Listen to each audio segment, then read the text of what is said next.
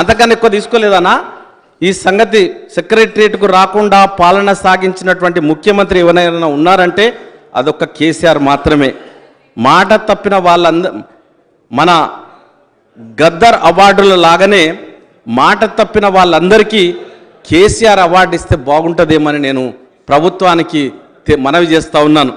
ఎందుకంటే ప్రజలకు ఎల్లప్పుడూ అందుబాటులో ఉండేవాడే నిజమైన పాలకుడు. అధ్యక్ష, రాజు ఎప్పుడూ తనను మెచ్చుకునే వారితోనే కలిసి ఉండడం, పొగిడే వారికే పదవులు ఇవ్వడం మొదలు పెడితే ఆ రాజు తొందరగా పదవిచ్యుతులు అవుతారు.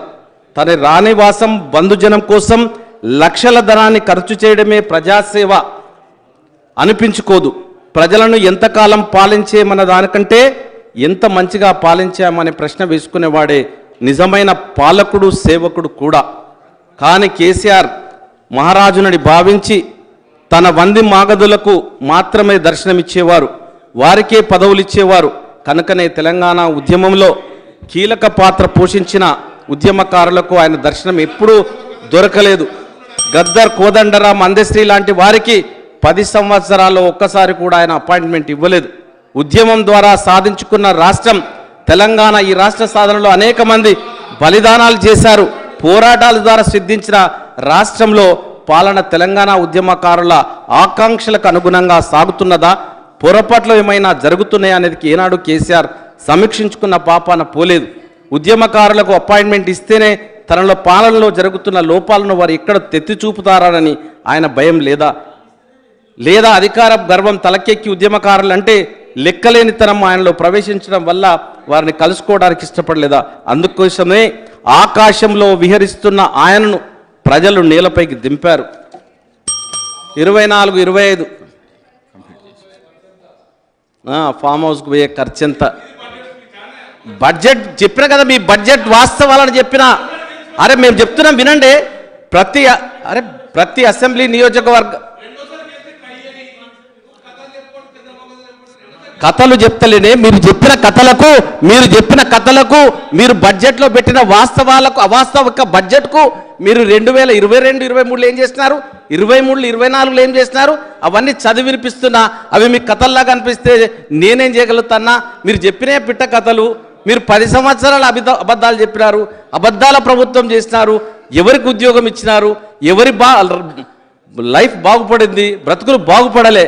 అందునుంచే ఈ బడ్జెట్లో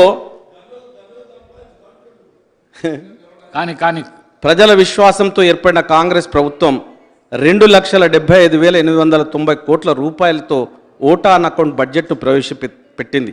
ఈ బడ్జెట్ అత్యంత అనుకూలమైన బడ్జెట్. ఈ బడ్జెట్ ప్రజల ఆకాంక్షలను, ఆశలను అద్దం పట్టే విధంగా ఉంది.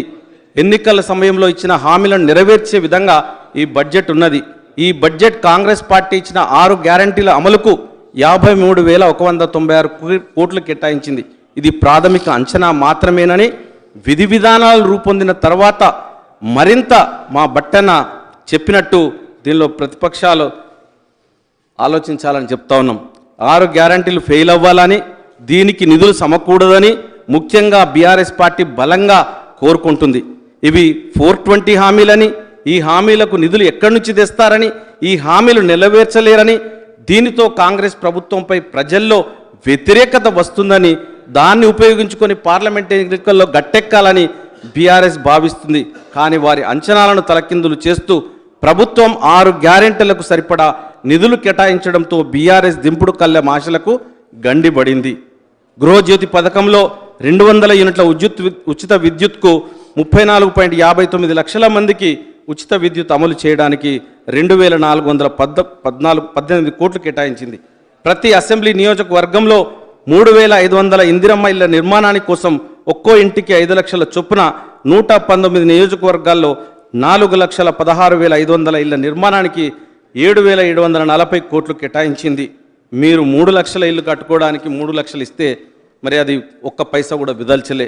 సొంత ఇంటి కోసం సంవత్సరాల తరబడి ఎదురుచూస్తున్న పేదల సొంత ఇంటి కల నెరవేర్చే విధంగా ప్రభుత్వం నిర్ణయం తీసుకున్నది. మహాలక్ష్మి పథకంలో భాగంగా ఆర్టీసీ బస్సుల్లో మహిళల ఉచిత ప్రయాణానికి 300 కోట్లు కేటాయించింది. రాజీవ్ ఆరోగ్యశ్రీ కింద వైద్యం పొందుతున్న వారికి ఇప్పటి వరకు 5 లక్షల వరకు ఇస్తున్న సహాయాన్ని 10 లక్షలకు పెంచారు. అధ్యక్ష, ఇది ఆనాడు ముఖ్యమంత్రి ఎప్పుడైతే కార్పొరేట్ వైద్యం పేద ప్రజలకు అందుతలేదు, పేద ప్రజలు రోగం వస్తే గుండెపోటు వస్తే చచ్చిపోతూ ఉన్నారన్న గొప్ప ఆలోచనతోని ఆనాడున్నటువంటి ముఖ్యమంత్రి ఈ యొక్క ఆరోగ్యశ్రీని తీసుకొచ్చినారు. ఆ ఆరోగ్యశ్రీకి డబ్బులు ఇవ్వక దాన్ని కూడా నిర్వీర్యం చేసినటువంటి ప్రభుత్వం ఆనాటి ప్రభుత్వానిదని నేను తెలియజేస్తా ఉన్నాను.